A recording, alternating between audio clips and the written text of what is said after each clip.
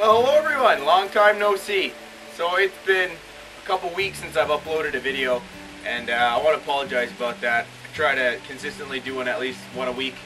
I did a $40 bear tutorial, except during the footage I noticed that my fly was open the entire time, so I didn't really want to upload that. Leave a comment down below and we'll let me know if I should upload the video, because it's all finished and ready and it's just flies open throughout the whole thing. But today I'm going to show you guys how to make a pumpkin, because right now it's pumpkin season for me, and I think I'm carving around 120 of these a week right now because they're selling really fast for me. And I mean, when you have an opportunity like that, you capitalize on it. So I don't have much content other than how to do pumpkins right now, so I'm going to give you guys a quick how-to on how to carve these out and show you how to finish them, seal them, do all that. So the first thing you're going to need is a chunk of wood. And there you have it, a chunk of wood. So this guy's roughly 13 inches and he's about a foot around. So that's your pretty standard size, and it makes it easier to carve when they're this small. I do giant pumpkins. I'll do a video on one of those, but not until a little bit later. Now we'll go over the tools we'll be using for this bad boy. You're gonna need a bigger saw to do some of the bigger cuts. I mean, you can get away with just using an MS-170, but here I got the MS-271 with, I believe it's a 16-inch bar and 3/8 pitch chain, round edge, big cuts. So for the smaller cuts, you'll be using an MS-170 with, once again, 3/8 chain on a, I think this is also a 14-inch bar? I don't know. I guess it's about this size. And for all the eyes, the teeth, and the mouth, you'll be using an MS-170 again with a arborist bar. Kinda, if you have a steel dealership, you just go in, you ask for a pole saw bar. It runs quarter pitch chain, and you need to get in a special sprocket to be able to run that on the MS-170. For sanding and finishing, you're going to need a DeWalt grinder. It doesn't have to be DeWalt, it just has to be a grinder. This one is around 9,000 RPM, and we're just going to be using a sanding disc with a backing pad. I believe the grit is 80 on this one. Where I work, this time of year it starts to rain, and all my lumber and everything like that gets absolutely soaking wet. And if you're a carver, you can know that when you're using a grinder with a sanding disc on it, it'll just get gummed up and it won't do anything except burn the wood. So I invested in a round bottom planer. It's a specialty tool and they're really hard to find. You usually have to order them in, but it's like a $500 tool. So I don't expect you guys to have that. The way around using this is you use a more aggressive grit, allow the wood to dry, and then sand it once it's dry. It's just a longer process, and for me it wasn't really ethical because I make 30 to 40 pumpkins a day right now, and this just makes the process a lot faster and a lot easier for me. Alright, on to safety equipment, huh? So the first thing you're going to need for safety equipment is always recommended is a pair of chaps. Next, you want to be running some ear equipment because then things get loud.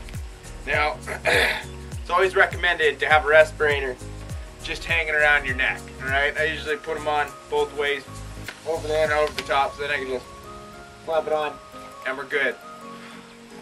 I force myself nowadays to keep it on, so I put it on backwards so no sawdust gets in it when I'm carving. But due to all the wildfires that went out here, my lungs took a hard hit because I was working out during all that crap, and it was really bad. So respirators, they're good for you. All right, let's get carving. All right, so to start, we're gonna go ahead and get our wood clamped in our jaw horse. If you don't have a jaw horse, screw a piece of plywood to the bottom, and then screw that piece onto another chunk of wood so she doesn't move around. Inconvenience, but inconvenience follows the lack of investment. That was smart. Write that down. Alright, so the first thing we're going to do is we're going to grab our MS-271 here, and we're just going to round the edge. Alright, we're just going to round the edge off that bottom. So this is the bottom of the pumpkin. You start upside down, you'll figure that out in a minute. Alright, here we go.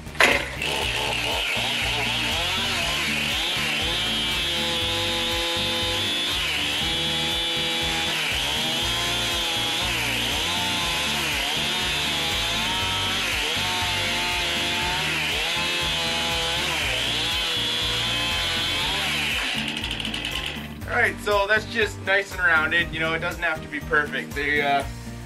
For me anyways, the amount of rough and rustic the way the pumpkin looks is what makes them sell. Now there's an important part here. I'll grab my other camera. So what I'm saying about the important part is if you're using a jaw horse, if you make these cuts too high or too aggressive, the jaw horse won't actually clamp the piece of wood, and then you're up shit creek without a paddle. All right, so flip it around, clamp it in. So what we're doing next is we're gonna cut here, here, and then we're gonna cut these pieces off and just leave a square in the middle. And you're gonna wanna go down about, say, 1 inch to 2 inches. Depends on how big you want your stem.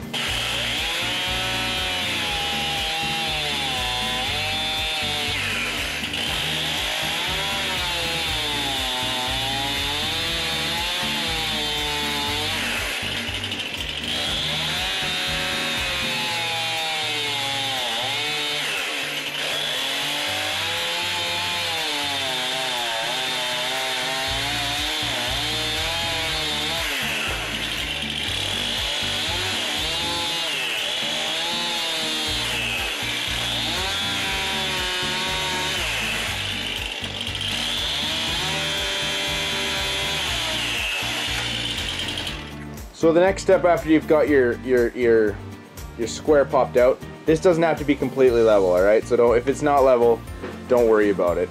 What we're gonna do is we're gonna nick these corners off so we get a kind of a hexagon looking thing, so they look like a circle, right? And then what I'm gonna do with my saw is I'm gonna use the big one. I'm just gonna brush it. The saw is gonna go in on an angle, and I'm just gonna go all the way around, and that's gonna give us that look that looks like it's been attached to a vine.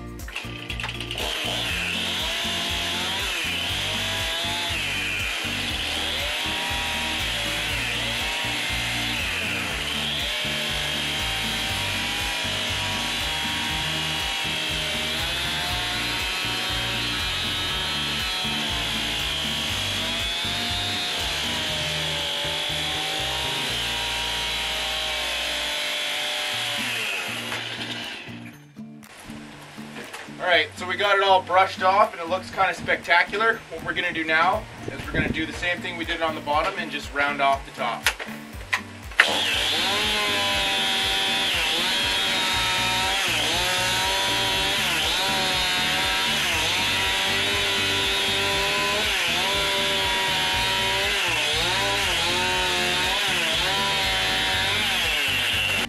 Alright, so then you grab your MS-170 and we're going to make the kind of the gouges on the side that make it look like a fruit, because it's the ridges that define a fruit.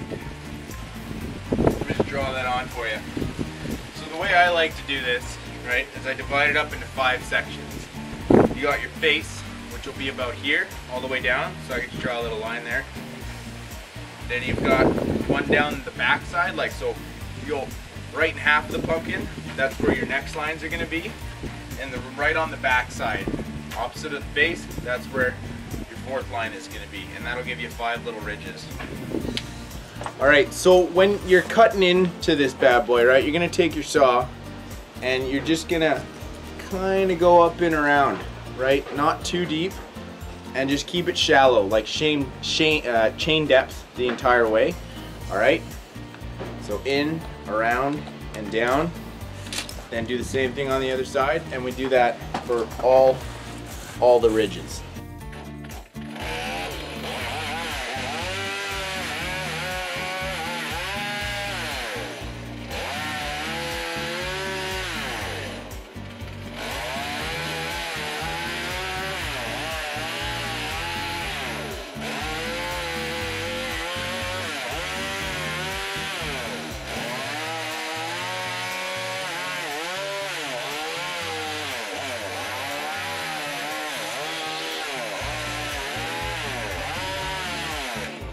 Alright, so then you're just going to want to rotate your pumpkin and finish off that little line in the back. For me at least, I can't get it when it's in the jaw horse.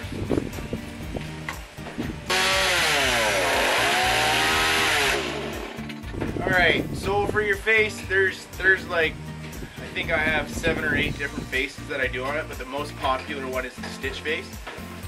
And with more aggressive, like angry looking eyes, because I guess, you know, they look too jolly when you just do perfect triangles. So what I do with the triangle is I offset them on either side, right? That was weird. But yeah, so we offset them on either side so they kind of, I'll just show you. That's easier. So we're going to use the big saw, not the big saw, the MS-170 with the standard chain it comes with. We're just going to make a line, and then we're going to lightly brush down. And then for the eyes, we're going to use that smaller chain with the arbor bar on it. Or not arbor, with the pole saw bar on it.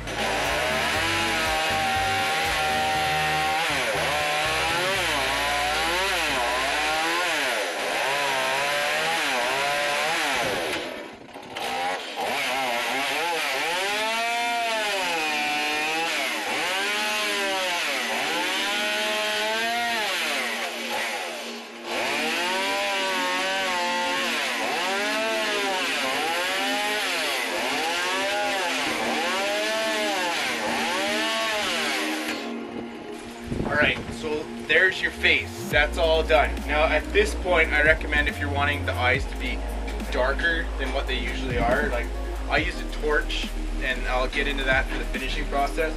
But if you're wanting them to be really dark on the inside, this is where you spray paint. So spray paint in those holes, because the next step is sanding and making it look semi-professional. Yes, I said semi-professional. Not carbon gold here, alright? So grab your little grinder, and what you're going to do is you're just going to go in on the ridges and just flatten the parts that are cut. If you're using wet wood, trying to sand any of this will gum up the disc, and that's game over, man. Nobody likes a gummed up disc, right?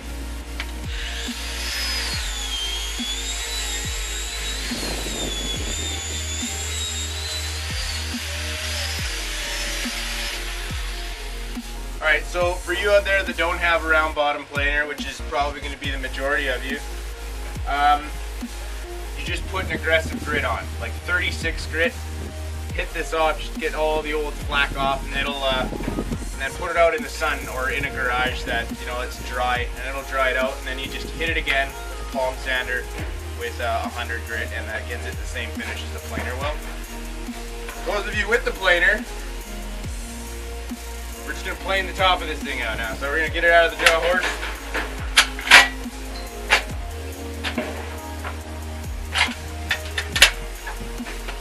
We're just going to plane away, alright?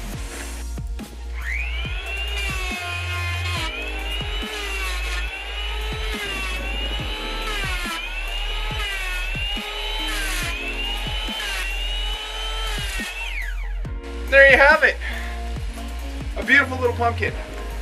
Now, let's head on back home for the finishing process, alright? Alright, so we're back at the house here with the pumpkin. So the next step is just burning out the eyes. And I use a yellow tank torch with a little push button starter. I used to use the blue one, but a slight breeze can blow that thing out. So after, I think about a year of annoying, I finally went and upgraded. So what we're going to be sealing it with is just this timber oil, and this color you want is redwood if you're using cedar, because it reacts in a way that makes it a bright orange. And we're just going to be putting that on with the paint sprayer. So let's get started on the eyes.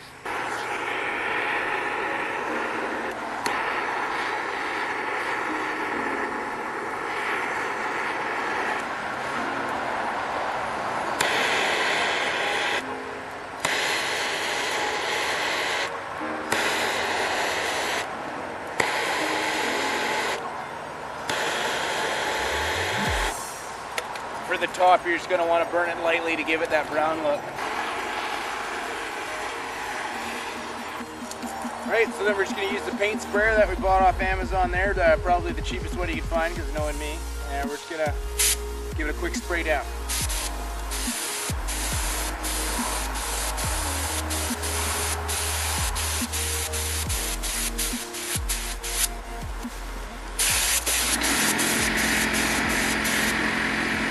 Right guys, there you have it. That's the gist of it. Now you can pump these babies out pretty fast if you get into a good rhythm.